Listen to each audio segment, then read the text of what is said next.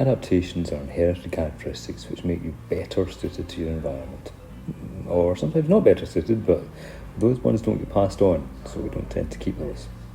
It doesn't include things that you learn, so being able to drive a car or play a game would not count as an adaptation because you learn it and it doesn't get passed on to the next generation. It stops with you.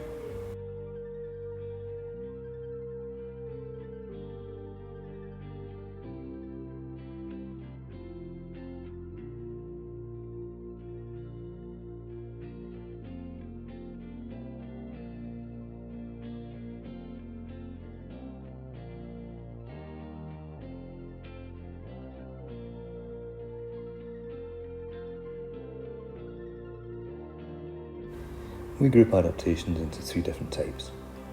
Structural is something to do with the shape of a plant or an animal. So, for example, if you've got a plant with thorns on it, that's a structural adaptation. Physiological is more to do with the chemistry of the plant or the animal. So you might have something like a camel that can be very dehydrated and still survive. And behavioural is, guess what? It's to do with the behaviour and things that they do.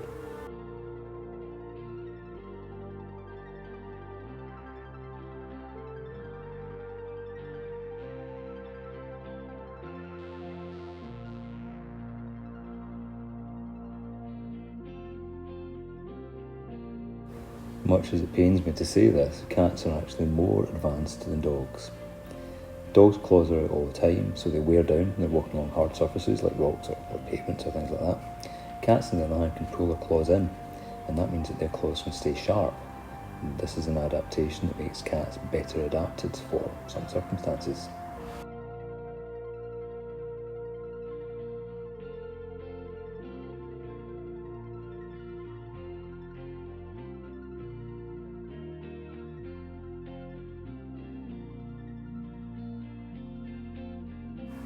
Humans don't really have a lot of special physiological adaptations.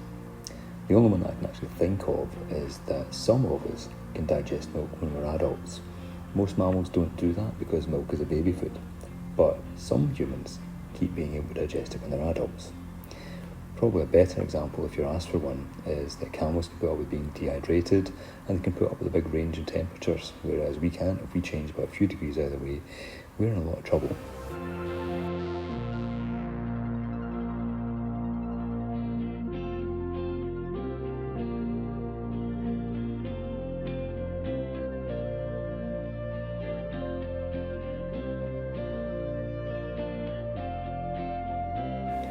And finally, behavioural adaptations. So the text here mentions things like herbivores travelling in big herds, and that means that the carnivore tries to attack them. The carnivore has to deal with all of them at one time instead of just picking off one, and that can confuse the carnivore, or the carnivore might be injured and have to give up.